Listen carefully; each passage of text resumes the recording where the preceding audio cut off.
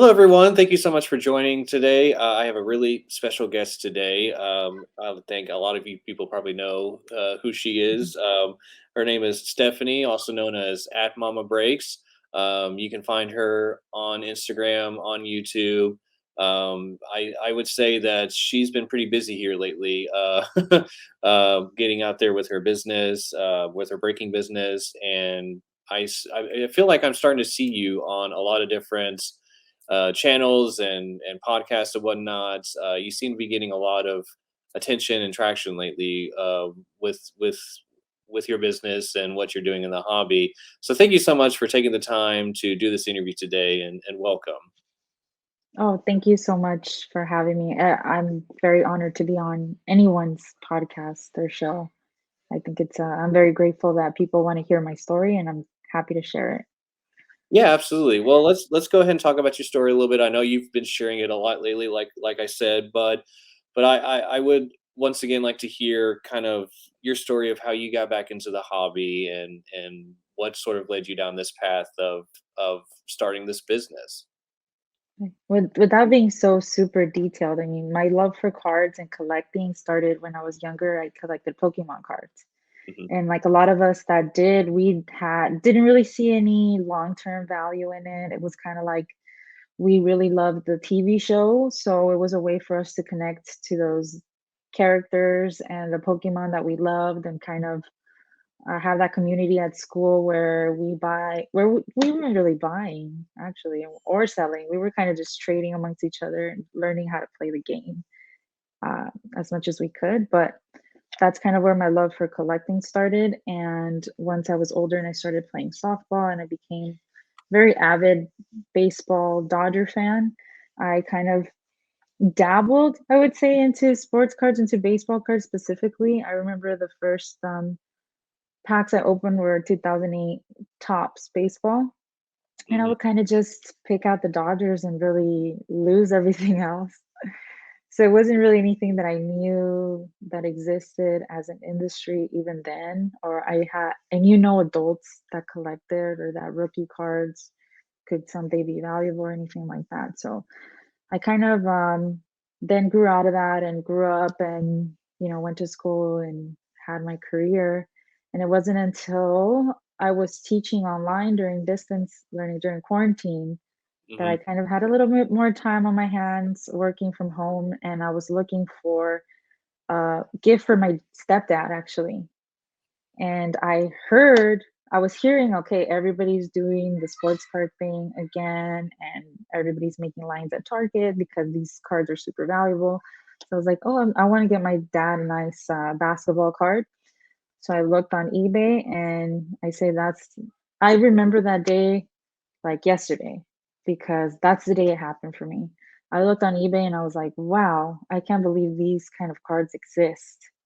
I was looking at red cracked ices and green choice scopes to eight and autograph cards and one of ones. And I really had no idea. And I thought they were beautiful. And I thought, how awesome would it be to have a collection like this, but of the Dodger players that I love?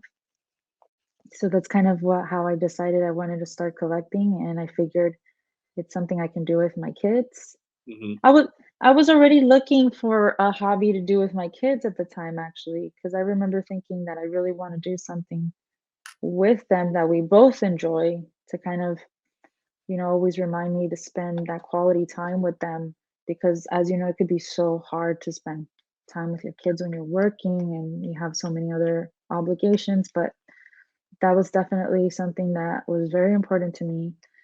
And yeah, once I started really following cards, I started getting into breaking rooms and breaking with people, and I really enjoyed it. I really enjoyed learning about new sets and ripping. And my husband was actually the one that said, "Hey, you should do that." I'm like, "Me? Do that?" He's like, "Yeah." He was like, "Yeah, you're kind of like you're a teacher already." So I was already really facilitating things like that online as it was. I was way more comfortable on camera at that point than I was before we started teaching online. Yeah. Teaching online was like something completely nerve-wracking for me before I did it, but now it's good. Yeah, now you've kind of turned it into a business in a way. Yeah.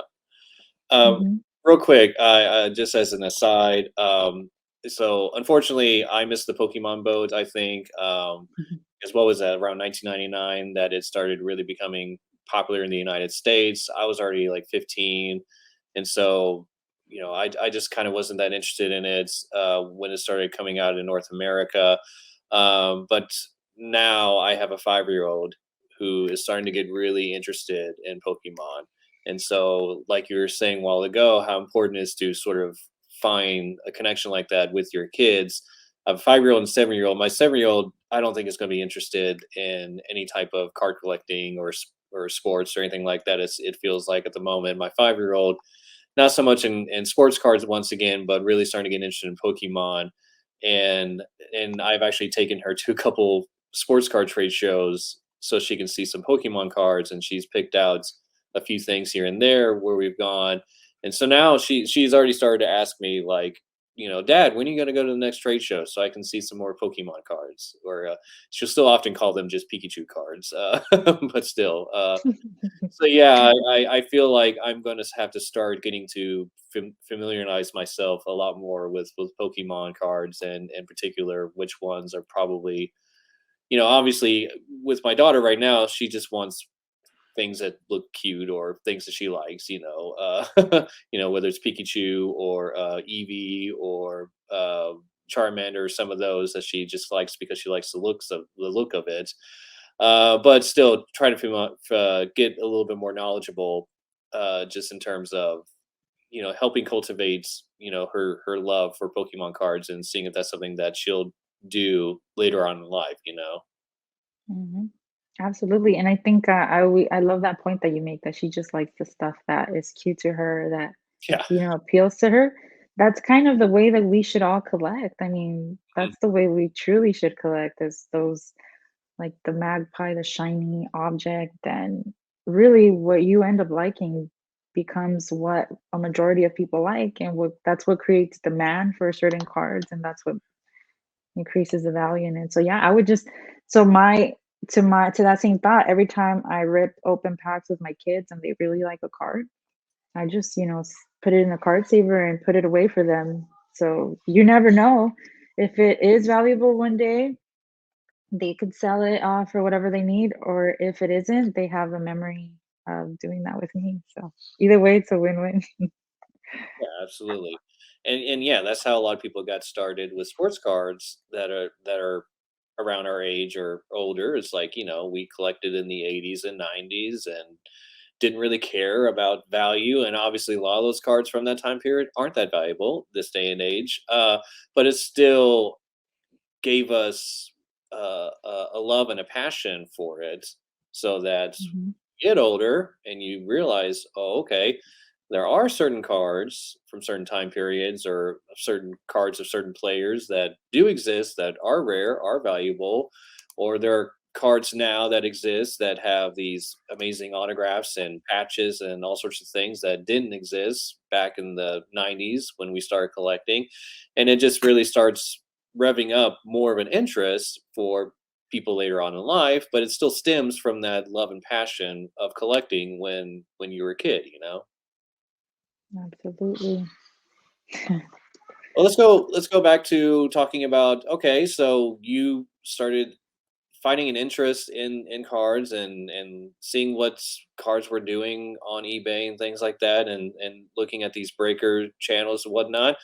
And but what really was it that made you decide, okay, you know what, I think I want to start doing this as a business, and I really want to start doing this, start doing content, creating content out there, and kind of building a brand, and kind of doing this on a regular basis.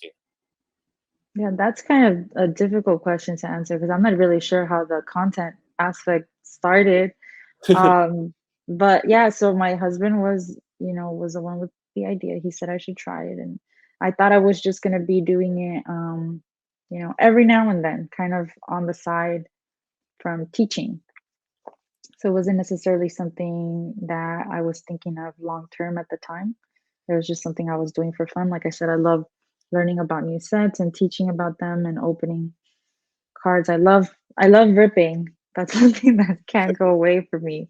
I know it's not the most profitable thing to do, or and that too, it's like I needed to make up some money from all the ripping. You don't have unlimited money to open boxes of cards, so that was kind of a way for me to make up some of that and continue ripping. So, but as far as like the creating content, I at the time saw what TikTok was doing, all the, the short clip reels and helpful, entertaining kind of stuff, and how much time we were spending on it, how much time my students were spending on that. I just thought it was really, really interesting, and kind of I wanted sports card content in that form, and I couldn't find it back in early 2021. You just couldn't. You search sports cards on TikTok and Instagram, and you really got one or two of the same things that were going viral.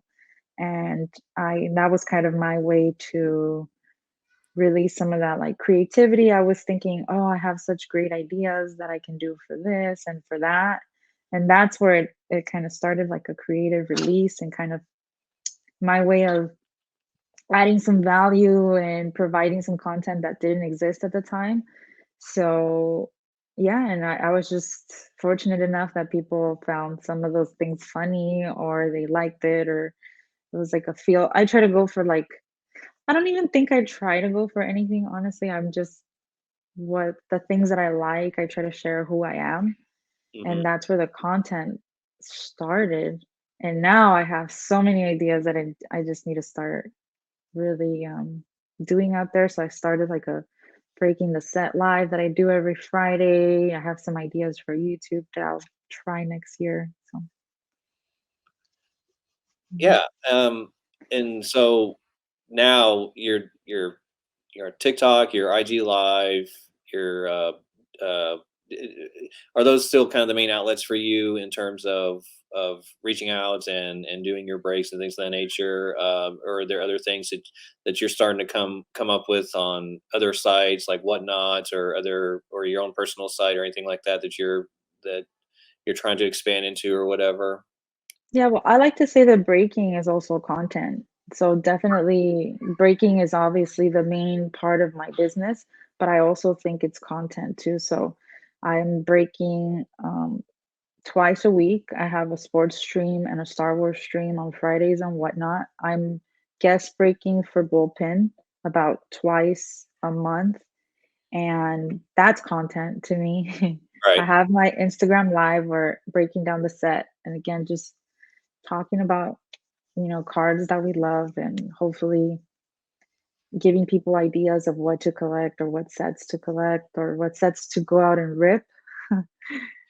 And for now, yeah, that's it. And the reels and the TikToks, the short form content and stuff, I love to do it because it's fun. So I love doing like those entertaining or those funny ones. But I do want to do a lot more of the short form, like tutorials and teachings of things that I feel like would be very helpful to people or kids that are coming into the hobby for the first time, and searching up sports cards, and looking and craving that content that I was craving when I first got into. So, Yeah, mhm. fantastic. And as I said earlier, it seems like you're everywhere lately and getting asked to do a lot of interviews. And I'm pretty sure this past week I saw you on the Sports Card Investor live Mhm. virtual live thing he's been doing this past week. You're on that. When did that kind of get started for you? When did you see the momentum really build in terms of people reaching out to you and asking you to do all these interviews and live events? That's an excellent question because I have a direct answer for it. It's the first big show I ever set up at in person. So Mm. I started this, let's say, March of 2021, really like breaking online most. mm, Maybe June officially. So by November of that year was the first time that I set up at a show in person. And that made all the difference to me because at that point I was still kind of afraid. I was putting myself out there, like my face out there. Mhm. I have no other way of saying it, but there's so many of us that create card accounts and for a long time we hide behind our logo or Yeah. our name. So even at that point, I still wasn't showing my face very much.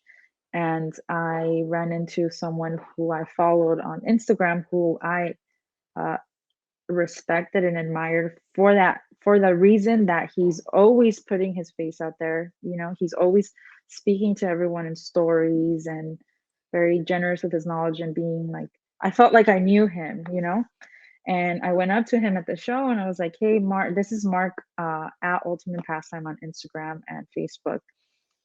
He said, "Mark, how do you do it? How do you put your face out there every day? What advice would you give to someone shy like me?" And he goes, and he looks me up really quick. He didn't know who I was at the time, and he looks up my page and he's like, "Okay, you do card breaks, right?" And I was like, "Yes." He's like, "Well, aren't you talking to people live?" He's like, "How do you feel about that?" I'm like, "Well, I feel super comfortable. I mean, I love the cards and I know the people." He's like, "Just flip the camera." And I was like, "Okay." Something Seems so so simple, simple like yeah. that. Yeah. It was something so simple, and so it just really stuck with me, and it just from there, I really started making sure to put my face out there as much as I can. I'm still not the greatest at it, to be honest. I think I've really gotten better over the past few months, but it's hard. It's really hard to put yourself out there even like this, and yeah, I think, that really started the buzz, and I started getting more consistent with my content, and I was asked to moderate a panel about breaking at the Mint Collective last year, Nice. and once I went to the Mint Collective, then I really was able to show everyone, who I was and meet so many people that have been so helpful on my journey. So really if I'm giving advice, I wasn't asked to give advice, but I'm going to. Just go out to shows in person. Mhm. It makes so much of a difference meeting people in person. Yeah. Yeah, connecting with people just is still the best way. Not just the best way of putting yourself out there and getting known, but still the best way to collect and find things, you know? I mean, it's Mhm, all about, there's so many things out there. There's so many avenues and content sites that people can get on and that people can buy from and do searches on, but it's hard to be just making connections and getting to know people, and that's one of the benefits I've seen from just reaching out to people and asked to do interviews with, and then just kind of starting conversations, and then one thing leads to another, and all of a sudden I suddenly know 30, 50, 100 more people than I did previously, and they're also like coming to me is like, "Hey, I know you collect these types of things. I know you collect vintage basketball, and so I have these." And I start getting stuff and start getting pictures sent, and I'm like, "Wow, I haven't seen these types of cards before, or I haven't mhm, seen or I don't see these very often come up on eBay or my slabs or anywhere else." And it just really proves the point that nothing still beats just who you know in this industry, and just making those one-on-one connections, or even if you're messaging people on a regular basis, that's still kind of the best way to really improve yourself as a collector and improve yourself as a business or a content creator, in my opinion. yeah, and you've made a really great point with, having people help you learn about cards that you didn't know existed. It's the learning Hmm. and putting yourself out there and really meeting people that have something to give and maybe don't always put themselves out there. You will learn so much from people. I learned that from Mark and you mentioning the cards actually. Steve Advantage Sports Cards on Instagram. Once I started posting that I was collecting Star Wars, he reached out to me and he's just been I don't know what to call it, but like he's taught me so much about Star Wars cards that I've I've found a love and a passion for that I didn't expect for going into sports cards is now Star Wars. So I would have, again, if I didn't start posting that I was collecting Star Wars, I don't think I would have made that connection. Mhm. When I was going to ask you, so do you have things now that you're most proud of in your collection? Your sports cards or your Star Wars cards? Do you have some favorites in your collection, or just things that you absolutely love that you're currently looking for? Anything like that that you want to share? Yeah, I actually did not come prepared. I don't know where I have them at the moment, even though I should. But Galaxy Chrome was a set that came out last year, this time for Star Wars.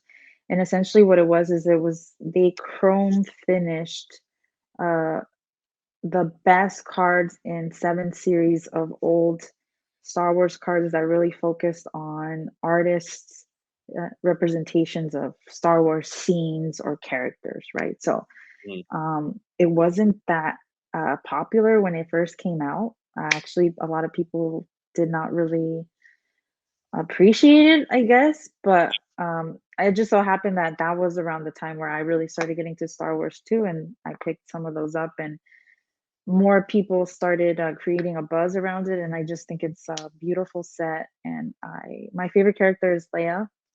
hmm. So there's a specific card in there called Focus and Fearless.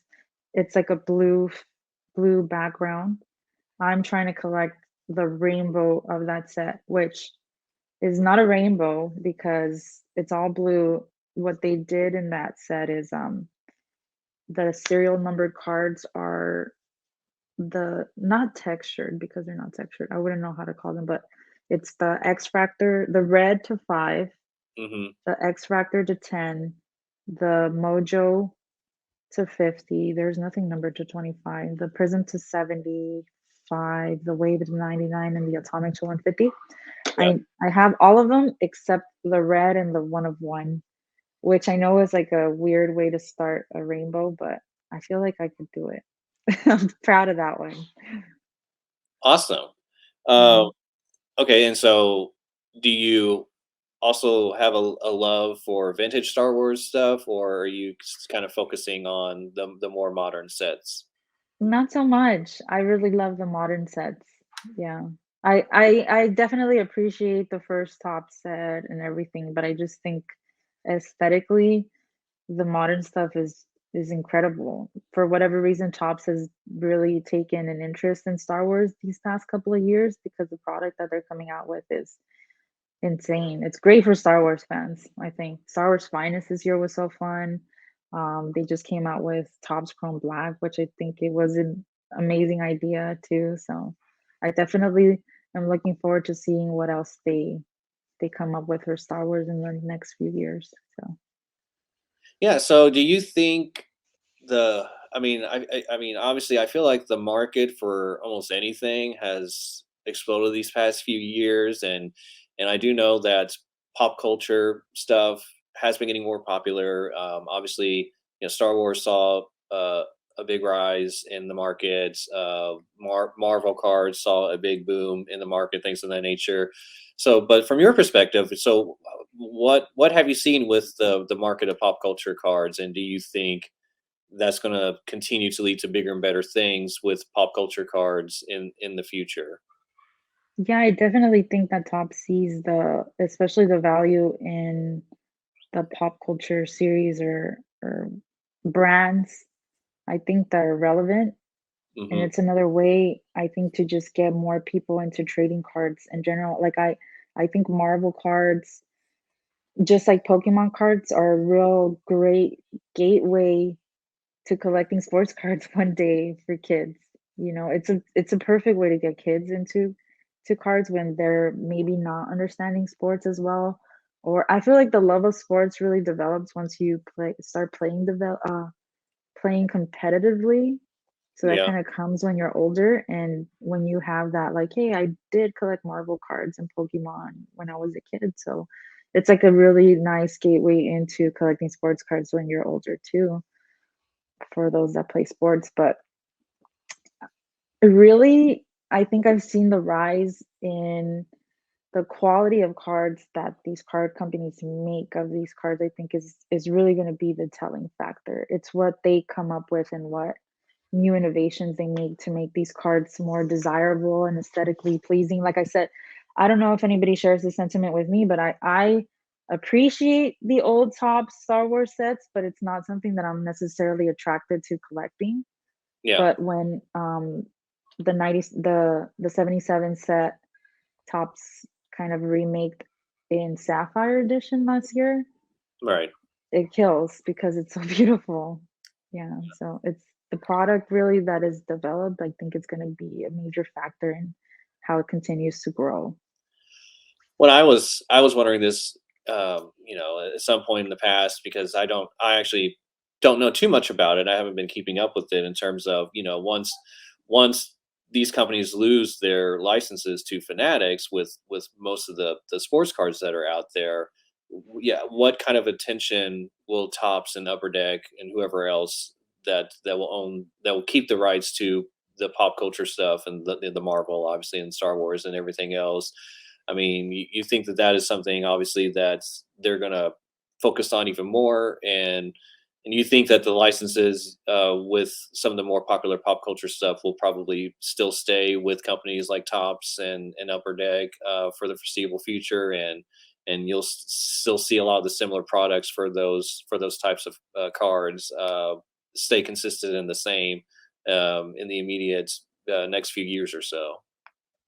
Yeah, well, the as far as the licenses, I sure hope so, but I have no idea.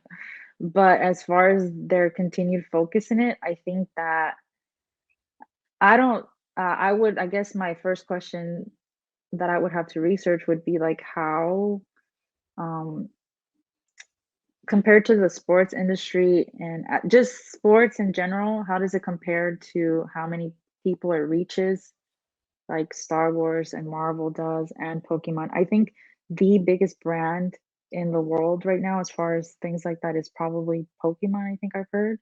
Hmm. And then maybe Marvel and Star Wars are right there. I wonder how those as brands compare to the sports industry and sports betting and everything having to do with sports. I definitely think that they will continue to focus on it because it reaches a demographic that sports doesn't reach as well, which is kids and women. Hmm. So if we can get kids and women to start collecting cards, I think women would also have some sports cards. Maybe they have their favorite players or teams and stuff. It's maybe if Star Wars got them in, it's a win-win for everyone. Yeah, hopefully. And that was another question I had for you, which was, from your perspective, I mean, what have you been seeing in terms of participation from women when it comes to card collecting these past few years? And I know I'm sure you get asked this a lot because you put yourself in the field in terms of breaking and content creating things like that you don't see a ton of women doing still, at least you see more than what you used to, which used to be basically almost zero, and we've Mhm. seen those numbers raise, and I'm seeing more and more. But from your perspective, um, is the participation and popularity of women getting into card collecting? How is that looking, and how is the outlook? Do you think going to look, down the road? Absolutely, it's growing. Like you said, a good marker, I guess, is every time we have a big card show and Hmm. we have women's events, it keeps getting bigger and bigger. So I'm fortunate enough that when I entered, really it was what late 2020, early 2021. At that point, Sarah Layden from Layton Sports Cards and Ty Fauci from Bowfin had already started Women in Cards on Facebook, Hmm. and Sam Schuford was doing Women of the Hobby, the podcast and YouTube show on her Instagram where she was highlighting women and their different stories. So I didn't feel alone at all when I came into the space. I thought I saw women in cards and I saw women of the hobby, and I thought there's a lot of us that enjoy sports, and at that point, I think a lot of women were in those groups were only collecting sports. So even if it was like women's sports cards or you know, men's. professional sports. But I think it's going to continue to grow. I think people like Sam and people like Sarah and people like Fauci really did a well job, did a good job providing that foundation and putting themselves out there in a way that is encouraging more young girls or women my age to feel comfortable putting themselves out there. So I think that as long as we keep encouraging women to put that it's okay to put themselves out there even in this male dominated space and that they have a space and they have a say, we're going to continue seeing that grow and grow. One example is Kayla Collects on Mhm. Instagram. She's 19 years old now, I think, but super young, super passionate about baseball. She Yeah. knows so much. You know, she's very hardworking and dedicated and good at um, making podcasts and making content. So it's women like her that I see that are really going to start shaping the future and what we're going to see from more women into women in card collecting. Great.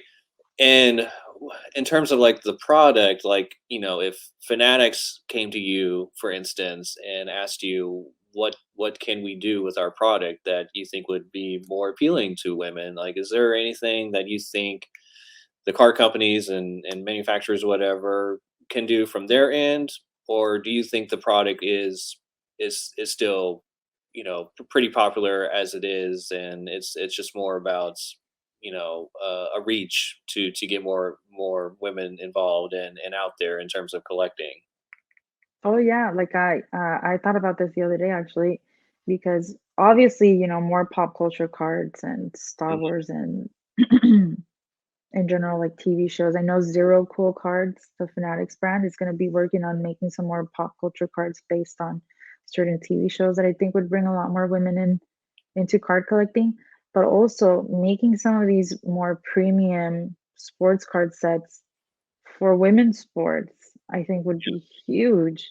There's so many of us that are huge. Like I grew up watching, you know, well, women's soccer.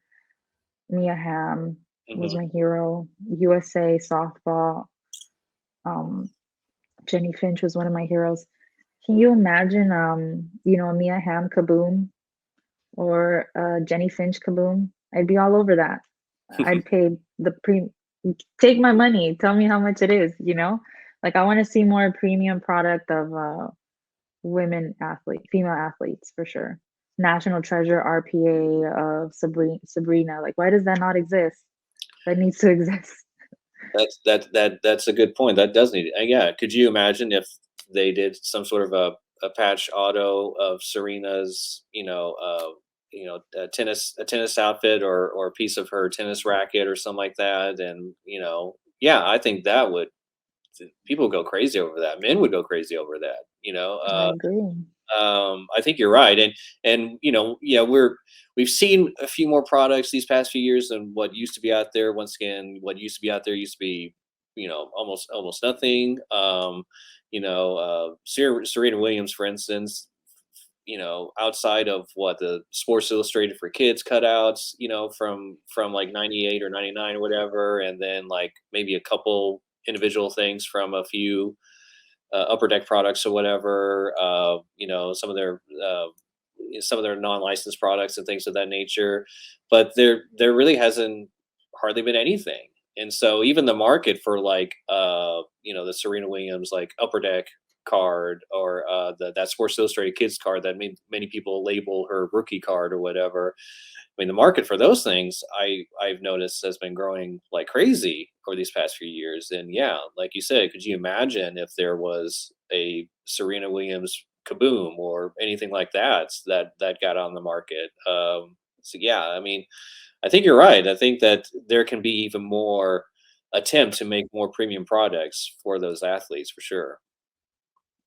Serena's Kaboom sounds so cool. Which I thought I saw maybe an image of that. Maybe that was like fan art image or something like that. But anyways, but yeah, I think, yeah, absolutely. If there were more things like that in premium products, yeah, I think there would be a lot of interest in that for sure. Especially like you said, with women's soccer and things like that. The WNBA, yeah, we really need to have more stuff out there for sure. Mhm. So those really are all the questions that I had for you for today. Was there anything else that you wanted to make sure to talk about? Make sure to mention any of your upcoming trade shows that you'll maybe be appearing in the near future, or any of the stuff you want to make sure to promote with your company, with your brand. Okay, yeah, definitely. First thing that came to mind is I will be at Culture Collision in Atlanta. So super, I don't make it to the East Coast often. It's very far for me. I don't like to be away from the kids, but Culture Collision is something that I'm planning on doing every year because it's so fun. I will actually be on the West Side team for the Card Star basketball game. So if you want to see me, miss some shots or get the ball taken away from me, I don't play basketball. So wait. That was So what is this? The West Coast Card Stars? so So it's East versus West Card Star basketball game in Atlanta, Friday before the show starts. oh wow. So these are the more well-known people in the industry going with each other We and were voted in, so I guess you can say that, yeah. okay. Mhm. Okay, So well, like yeah, I'll be interested to see who some of those people are gonna be participating in that and whatnot. yeah, Ryan's on the East Side team. I know that. Ryan Card Collector 2. I'm playing with Sasha, with Mojo, with Blez. So it should be fun. Yeah. It should be, yeah. Okay, and then so you'll be there for that. Anything shortly after that or anything else that you wanna mention? um, and the Burbank Card Show, Super Bowl weekend.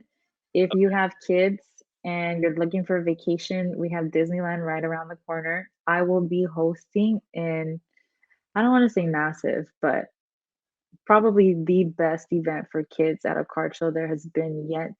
At the Burbank Card Show, bring the kids, tons of free stuff, scavenger hunts. It's going to be so much fun. It's something that I really enjoy doing, and Burbank and eBay is helping me put that together. So it's going to be a ton of fun at the Burbank Card Show Super Bowl weekend. Wow. Mhm. That sounds fantastic, yeah. Mhm. Well, Stephanie, once again, thank you so much for taking time to do this interview. I really, um, I'm really in awe of the business you've been able to create in such a short time period and the impact that you've made in the sports card collecting and content just within a short time frame. You've done a terrific job, and it's a real honor to have you on and to talk to you. Thank you so much. This is a great conversation, so I'm extremely happy to be on and so grateful that more podcasts and more hobby content exists. I think we need so much of it. There's so many like different facets of this hobby. You can make a podcast about basketball cards. You can make a whole podcast about Fleer Metal Universe, really. That can be an entire podcast on its own. So we need more hobby content like this. So I appreciate what you do too. And thank you so much for having me on. Thank you, appreciate it.